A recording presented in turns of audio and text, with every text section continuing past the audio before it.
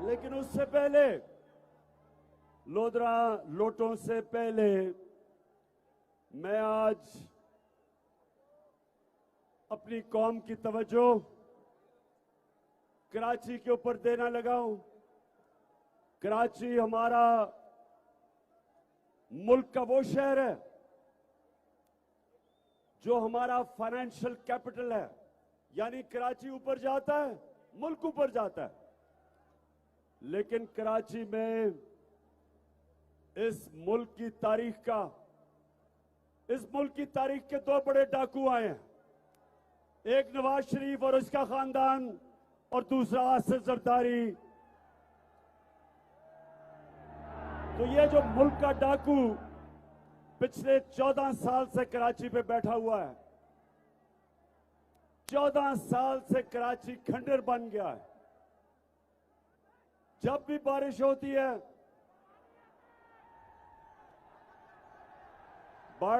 है, तो क्या पानी आता है। तो जब बारिश होती है, आज तक ये जरदारी और इसका जो चोरों का टोला है, इन्होंने कभी नहीं सोचा कि हम बारिश की कोई तैयारी करें। जिस तरह पंजाब, ये जरा सुनो लोधरा, बड़ा बुरा भला कहा गया उस्मान बुजदार को, लेकिन अभी लाहौर में भी बारिश हुई है। लेकिन उस्मान बुजदार ने अंडरग्राउंड टैंक्स बनाए हुए हैं, पानी नहीं खड़ा होता क्योंकि इंतजाम अरबों रुपया लगा के अंडरग्राउंड टैंक्स बनाए हैं, पानी को बचा रहे हैं। जब पानी नहीं होगा तो इस पानी को इस्तेमाल करेंगे पौधों के लिए। और उधर कराची में 14 साल से ये डाकू बैठा हुआ है जरदारी, और कराची का पैसा चोरी होके और सिंध का वो जाता है दुबई, वो हवाला हुंडी से बाहर जाता है। कराची जिसको सारी मुल्क को उठा देना चाहिए, उसके हालात आज देख लें। और कभी भी जब तक ये डाकू वहां बैठा हुआ है,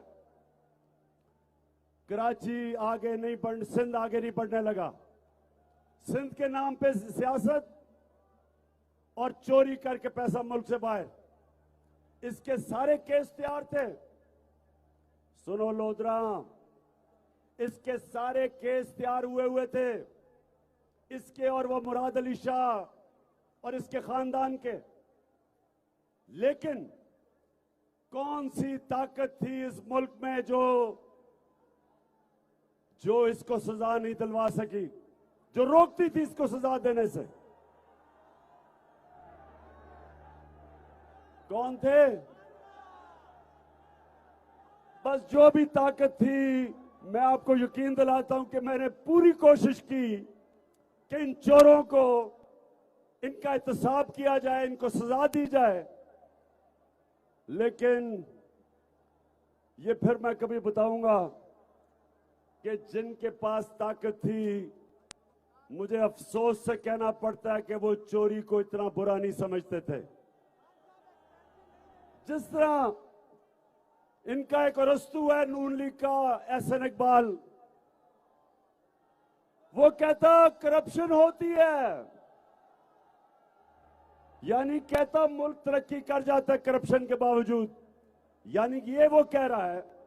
लोधरा सुनो जरा, हमारे अल्लाह का हुक्म है अमर बिल मारूफ, हक और सच के साथ खड़े हो, बुराई के खिलाफ खड़े हो।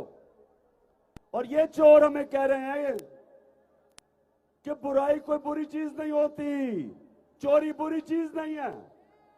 जो करप्शन होती है, पैसे खाए जाते हैं, ये रीत पड़ने दें, इस रीत को मजबूत होने दें, यही पाकिस्तान का मुकद्दर ताबनाक करेगा। तो आज जो सबसे बड़ा सबक है वो ये है कि आपको मैं दुनिया में बहुत से मुमालिक गिना सकता हूँ कि जिन्होंने हमारी जितनी करप्शन के बावजूद तरक्की कर ली है। असासे आमदन के मुताबिक नहीं तो तुम्हें इससे क्या?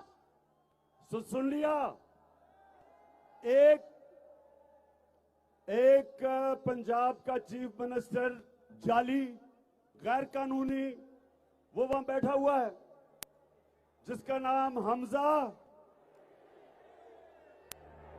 हमजा कुकड़ी, वो बैठा हुआ है। वो कहता है बच्चों, ये स्कूल के बच्चों को सबक दे रहा है कि बच्चों चोरी कोई बुरी चीज नहीं है। और इनका रस्तू कह रहा है कि मुल्क तरक्की कर जाते हैं करप्शन के बावजूद, शर्म करो। और इनका एक और है, एक वजीर है जिस जावेद लतीफ, उसने अभी क्या कहा है कि असेंबली के जरिए नवाज शरीफ के सारे करप्शन के केस ही खत्म कर दो। तो नौजवानों, आपका मुस्तकबिल है, आपका पाकिस्तान है। मेरी गौर से बात सुन लो। अल्लाह का हुक्म है, अल्लाह का हुक्म है कि कभी वो माशरा ऊपर नहीं जा सकता जो अच्छाई राय हक के साथ खड़ा होता है, अमर बिल मारूफ और बदी के खिलाफ जहाद लड़ता है, बुराई के खिलाफ। अल्लाह ने लोधरा, अल्लाह ने हमें इजाजत नहीं दी न्यूट्रल बनने की।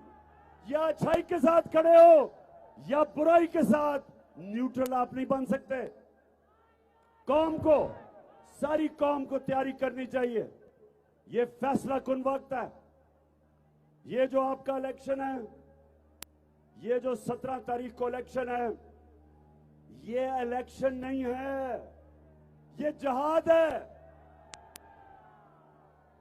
ये इस मुल्क की हकीकी आजादी की जद्दोजहद है। ये जो चोर हमारे ऊपर मुसल्लत किए गए, अमेरिका ने साजिश करके यहां के मीर जाफर और मीर सादिक के साथ मिलकर इन चोरों को हमारे ऊपर मुसल्लत किया। और ये चोर क्या कह रहे थे जब मेरी हुकूमत थी कि जी बहुत ज्यादा महंगाई है पाकिस्तान में, महंगाई इतनी है कि इमरान खान को हटा दिया जाए। महंगाई के ऊपर इन्होंने सारा वक्त कैंपेन की और जैसे ही ये चोर इख्तिदार में आए, महंगाई को तो भूल गए और आते साथ ही इन्होंने अपने करप्शन के केस खत्म किए। 1100 अरब रुपए की इन्होंने अपनी चोरी, जो इन्होंने 10 साल में मिलकर चोरी की थी जरदारी ने और शरीफ खानदान ने, आते साथ ही 1100 अरब रुपए अपने माफ करवाए। इससे बड़ा डाका कभी पाकिस्तान पे पड़ा ही नहीं है। आपका पैसा था लोधरा, ये आपका पैसा था। 1100 अरब रुपया आपका पैसा था। ये जो इन्होंने आते साथ ही नैब की अमेंडमेंट करके अपने आप को एनआरओ दिया, और फिर आपने शायद वो सोशल मीडिया पे देखा होगा, एहसन इकबाल मैकडॉनल्ड खाने गया था।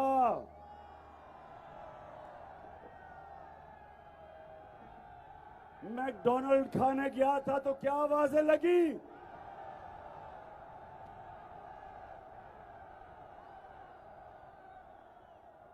कहता है कि इमरान खान ने लोगों को ये बदतमीजी सिखा दी है। और एहसन इकबाल झूठे अरस्तों, ये बदतमीजी नहीं है, हकीकत है। तुम चोर हो। तुम्हारा जो जिसके कदमों में आप गिरते हो, क्योंकि शाही खानदान है शरीफों का, आप सब उनके दरबारी हो।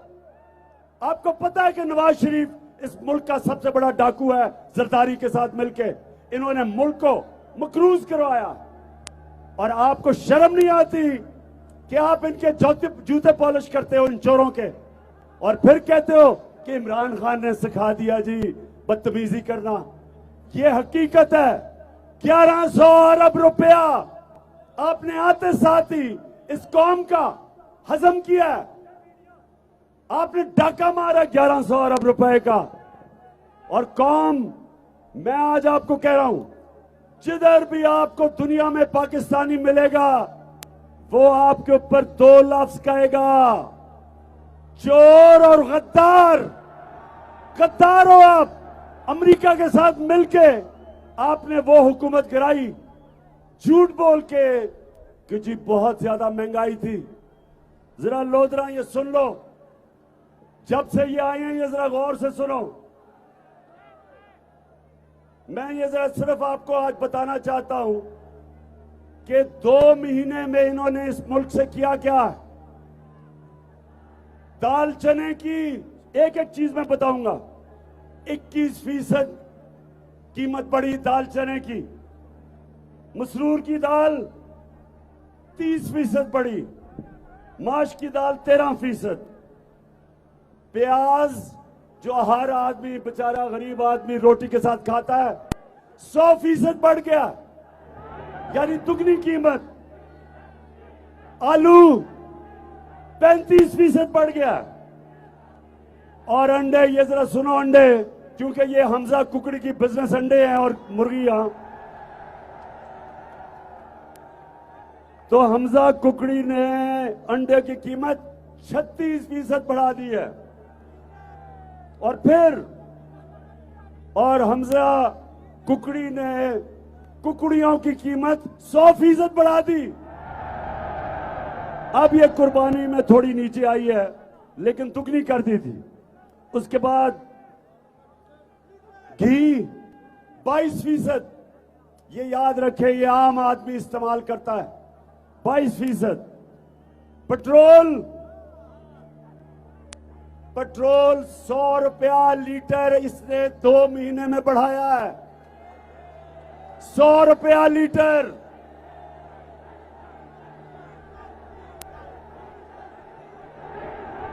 और लोधरा जो हर बेचारे किसान को अपने ट्यूबवेल के लिए इस्तेमाल करना पड़ता है, ट्रैक्टर के लिए,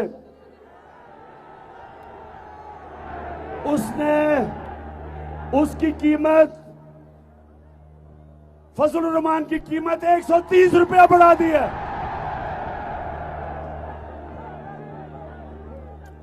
तो सुन ले, फजलुर रहमान जो इनके साथ मिला हुआ है, 3 स्टूजेस, तीसरा ये है, हर गवर्नमेंट के साथ फिट इन हो जाता था। हमारी पहली असेंबली थी जो डीजल के बगैर चली। आज उसने अपनी कीमत 130 रुपए लीटर जब से हम गए हैं बढ़ा दी है। पूछो किसानों से, जनरेटर्स वो डीजल पे चलते हैं, ट्रैक्टर पूछे, ट्यूबवेल। आज जरा किसानों मैं ये पूछना चाहता हूं, क्योंकि यहां तो लोधरा में ज्यादातर आप किसान हो, मुझे ये बताएं कि हमारे जमाने में जो कपास थी, कॉटन थी, वो 14,000 थी, आज वो नीचे आ गई है 6,000 पे। हमारे जमाने में गन्ने पे हमने कानून बनाया था कि जो भी किसान है जो गन्ने पे, जो शुगर माफिया उन पे जुल्म करता था, उनको कटौती करता था, उनको कीमत नहीं देता था। 180 रुपया कीमत तो 120 रुपए में बेचारा सारा साल मेहनत करके किसान 120 रुपए देता था, कटौती हो जाती थी बीच में। और फिर 6-6 महीने, 1 साल उस बेचारे किसान को पैसे नहीं मिलते थे। हमने बदला, हमने आते साथ ही कानून बनाया कि फौरी तौर पे किसान को पैसा दिया जाएगा। मेहनत कश को मेरे नबी सल्लल्लाहु अलैहि वसल्लम का हुक्म है कि उसका पसीना भी ना सूखे तो उसको पैसे दो। हमने पैसे दिलवाए अपने किसान को, कानून बनाया कि आपको फौरी पैसे देने पड़ेंगे किसान को, और उसको पूरा पैसा दिलवाया। और जब से ये आया है चेरी ब्लॉसम, जूते पॉलिश करने वाला शहबाज शरीफ का कमाल ये है कि वो गोरा देख लेता है तो वो बस उसके पैरों में गिर जाता है। बर्तानिया के एम्बेसडर में मुंह में केक खिला रहे हैं उसको। शर्म करो शहबाज शरीफ, शर्म करो। प्राइम मिनिस्टर, एक एम्बेसडर उसका गोरा रंग देख के तो मुंह में केक डाल रहा है उसके, और जब भी बूट नजर आते हैं फौरी चोल पॉलिश शुरू हो जाती है वहां। तो ये शहबाज शरीफ, क्योंकि इनकी शुगर मिल्स हैं, अब फिर वापस किसान को पूरी कीमत नहीं मिल रही, और फिर 6-6 महीने उन बेचारों को इंतजार करनी पड़ती है पैसे की। तो किसानों, मैं ये आपको इसलिए चीजें बता रहा हूं कि ये आज मैं आपके पास आया इसलिए हूं लोधरा, ये आपने जहाज समझना है। 17 तारीख को इलेक्शन नहीं है, ये हकीकी आजादी की जंग है। आपने घर घर जाना है, सबने, आपने डोर टू डोर जाना है, आपने लोगों को बताना है, जगाना है कि ये जो बैरूनी अमरीकी साजिश के तहत डाकुओं को हमारे ऊपर बैठा दिया है, जो पैसा बनाने आते साथ ही 1100 अरब रुपए का इस मुल्क पे डाका मारा उन्होंने, महंगाई आसमानों पे। आप ये सुने, बिजली हमारे जमाने में 16 रुपए यूनिट थी, हमने 5 रुपए सब्सिडी दी, उसको कम किया, आज बिजली 32 से 36 रुपए यूनिट है। अभी आपको बिल आएंगे, आपको पता चलेगा कि बिजली की कीमत इन्होंने जो की है, कितने लोग गुजारा कर सकते हैं उसमें। उसके बाद गैस 45% इन्होंने बढ़ा दी है, लेकिन जो आम लोग हैं उनके लिए 400% निचले तबके के लिए गैस बढ़ा दी है इन्होंने। ये भी अभी लोगों को आहिस्ता आहिस्ता पता चलेगा कि इन्होंने किया क्या इस मुल्क के साथ। और जो कुकड़ी की कीमत थी वो 300 रुपए थी, 600 रुपए पे पहुंच गई थी, अभी कुर्बान में थोड़ी नीचे आई है। तो मेरे लोधरा के नौजवानों और बुजुर्गों,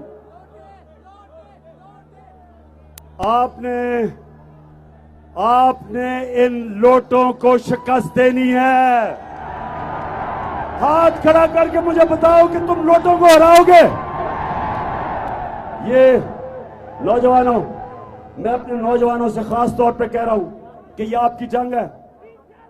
ये चोर ऊपर रह गए, कौम का वो हाल होने जा रहा है जो श्रीलंका का हुआ है। श्रीलंका का आपने हाल देखा, क्या हुआ श्रीलंका में? श्रीलंका में ये जरा सुने क्या हुआ। श्रीलंका के अंदर हुआ क्या कि उनके जो ऊपर सरबराह थे वो भी खानदान था। यहां भी 2 खानदानों के नीचे हमारा मुल्क 30 साल से ये 2 खानदान इस मुल्क के ऊपर हुकूमत कर रहे हैं। 30 साल से मुल्क को मकरूज कर दिया है। खुद अरबों खरबोपति बन चुके हैं, बच्चे भी खरबोपति बन गए। लंदन में उसने क्या कहा था, मेरी लंदन तो छोड़े पाकिस्तान में भी कोई प्रॉपर्टी नहीं है।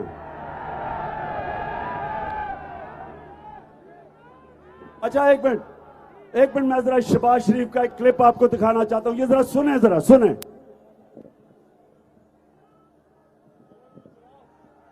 जब मैं आया हूं तो आप समझेंगे शायद ये मांगने आया है, मैं मांगने नहीं आया, लेकिन मजबूरी है। अमेरिका जो है अगर जो है वो चाहे तो इस वक्त पाकिस्तान के लिए इतनी माशी जो है डिफिकल्टीज क्रिएट कर सकता है कि मैं समझता हूं कि हो सकता है हम जो हमारा ऑयल बिल जो है अदा करने के लिए हमारे पास पैसे ना रहे। ऑलरेडी जो माशी हालात जो है हमारे इंतहाई मखदूश हैं। ये सारे वेंटिलेटर जो है ना ये लगे हुए हैं, अमेरिका की मर्जी से लगे हुए हैं। अमेरिका चाहे तो ये सारे के सारे जो हमें जो इस वक्त ड्रिप्स लगी हुई हैं या वेंटिलेटर लगे हुए हैं, सारे के सारे ऑफ हो जाते हैं। Beggars can't be choosers. जब मैं आया, ये एक मिनट फिर से चलाना, ये जरा एक मिनट सुनो, ये जरा गौर से सुनो, ये आपका प्राइम मिनिस्टर बोल रहा है, बोलो। जब मैं आया हूं तो आप समझेंगे शायद ये मांगने आया है, मैं मांगने नहीं आया, लेकिन मजबूरी है। अमेरिका जो है अगर बस जो है वो चाहे बस मैं मेरी कौम देखे पाकिस्तानियों सुने जरा मेरी बात। अब आपका मुल्क जब पाकिस्तान बन रहा था तो मेरा कायदे आजम इस मुल्क का अजीम लीडर एक गुलाम हिंदुस्तान में एक आजाद इंसान था, खुददार इंसान था। और हमारे मुल्क बनने पे जो नारा था कि पाकिस्तान का मतलब क्या, मेरा तेरा रिश्ता क्या, इसका मतलब ये कि आज हमारा सारा मुल्क बलोचिस्तान, सिंध, गिलगित बल्तिस्तान, आजाद कश्मीर, सिंध, पंजाब, हमारा एक ही रिश्ता है, ला इलाहा इल्लल्लाह। हम सब एक कलमा हमें इकट्ठा रखता है। इसकी वजह से हमारी जुबानें भी मुख्तलिफ हैं, कोई सिंधी बोलता है, कोई पश्तो बोलता है, कोई बलोच, हमारी सारे पंजाबी बोलता है, कोई, हम सब मुख्तलिफ हैं, लेकिन हमारा रिश्ता एक है, ला इलाहा इल्लल्लाह। अब ये जो चेरी ब्लॉसम ने बात की कि जी मैं भीख तो नहीं मांगने आया, और दूसरा कहता है जी हम तो अमेरिका ने अगर चाहे तो हम मारी जाएंगे। बेशरम लोगों, शर्म करो। एक अजीम मुल्क के कीदर लीडर हो, बेशरम लीडर हो, भिखारी हो तुम। कहता अगर हम अगर भीख नहीं मांगे, कहता अगर हम अमेरिका की इसलिए गुलामी कर रहे हैं कि हम भिखारी हैं। शहबाज शरीफ, तुम और तुम्हारा भाई और ये जरदारी भिखारी है। ये कौम गैरतमंद कौम है, कौम ला इलाहा इल्लल्लाह का दावा करने वाली कौम है। हम स्वाय अल्लाह के किसी के सामने नहीं झुकते। हमें तो हमारे कलमा ने आजाद कर दिया है। हमें तो ला इलाहा इल्लल्लाह ने, हमें तो उसने आजाद कर दिया है। उसने हमारी गुलामी की जंजीरें तोड़ दी हैं। यह मुल्क आजाद क्यों हुआ था? क्योंकि कायदे आजम और अल्लामा इकबाल, उन्होंने कहा कि अंग्रेज की गुलामी के बाद हम हिंदुओं की गुलामी में नहीं जाना चाहते, इसलिए पाकिस्तान बना था। और अगर हमने उसके बाद आज अमेरिका के बूट पॉलिश करने हैं, इससे बेहतर है कि पाकिस्तान ना बनता। मैं किसी के सामने अल्लाह के शुक्र, क्योंकि उसने ला इलाहा इल्लल्लाह मेरे दिल में डाला है, ना मैं कभी आज तक किसी के सामने झुका हूं। और पाकिस्तानियों, मैं ना आपको किसी के सामने झुकने दूंगा। हमारा मुकाबला, सुन ले जरा, हमारा मुकाबला इन चोरों के साथ है। ये पैसे चला रहे हैं, इनसे पैसे ले लो, वोट बल्ला पे डालना, इन चोरों के साथ है। फिर वो इलेक्शन कमिश्नर, वो जो जाके मरियम की और हमजा के कदमों में बैठ के प्लान कर रहा है कि इलेक्शन कैसे इन्होंने जीतनी है, क्योंकि ईमानदारी से तो ये कुछ भी नहीं कर सके, ना पैसे बना सके, ना बिजनेस चली, ना पॉलिटिक्स की, ना इलेक्शन लड़ी। और जब नवाज शरीफ क्रिकेट खेलता था बागे जिना में, तो अपना पैर खड़ा करके करता था। तो ये वो लोग हैं, ईमानदारी से कुछ नहीं कर सकते। इलेक्शन कमीशन को भी साथ में लाया हुआ है, पैसे दे रहे हैं लोगों को। और वो जो मिस्टर एक्स बैठा हुआ है लाहौर में, वो कौन है मिस्टर एक्स? सबको पता है वो मिस्टर एक्स कौन है। वो बैठ के इनके साथ तैयारी कर रहा है। और हम सब ने, पाकिस्तानियों, हम 12 करोड़ पाकिस्तानी हैं, हम किसी के गुलाम नहीं हैं, ना हम किसी से डरते हैं। हम सब ने, इसके बावजूद कि इन्होंने पूरी कोशिश करनी है इलेक्शन में धांधली करने की, हमने इसके बावजूद इनको फेंटा लगाना है, इनको हराना है। और आपने सबको मैं जिम्मेदारी दे रहा हूं, नौजवानों, मैं सबको जिम्मेदारी दे रहा हूं कि ये आपके मुस्तकबिल की जंग है। आपने पहरा देना है पोलिंग स्टेशंस पे। मेरे जो 2 मेरे जो दो टाइगर लड़ रहे हैं इलेक्शन, एक अमीर और एक कैप्टन इज्जत, अब से लेके पोलिंग डे तक आपने घर घर जाके लोगों को सिर्फ एक चीज बतानी है कि ये आपकी हकीकी आजादी की जंग है, इलेक्शन नहीं है। अपनी बहनों को, मेरी जो बहनें सामने खड़ी हैं, आपको जिम्मेदारी दे रहा हूं। आपने घर घर जाना है, नौजवानों ने जाना है, बच्चों ने जाना है, और इंशाअल्लाह जिस तरह पाकिस्तान और हिंदुस्तान की तारीख में, क्रिकेट की तारीख में वाहिद कप्तान हूं, अल्लाह का करम है, जिसने हिंदुस्तान जाके उनके अंपायर होते हुए वाहिद कप्तान हूं, हिंदुस्तान के पैरों के बावजूद उनको हरा के आया था। इसी तरह अब इनको हमने हराना है। तो नौजवानों, आप सब तैयार हो? हाथ खड़कर बताओ, तैयार हो आप सब? उधर भी तैयार हो? ये जंग आपकी है, और इंशाअल्लाह जब ये इलेक्शन हो जाएगा तो लोधरा में आपके पास आके और इंशाअल्लाह हम यहां अल्लाह का शुक्र अदा करेंगे। बहुत मेहरबानी। पाकिस्तान जिंदाबाद।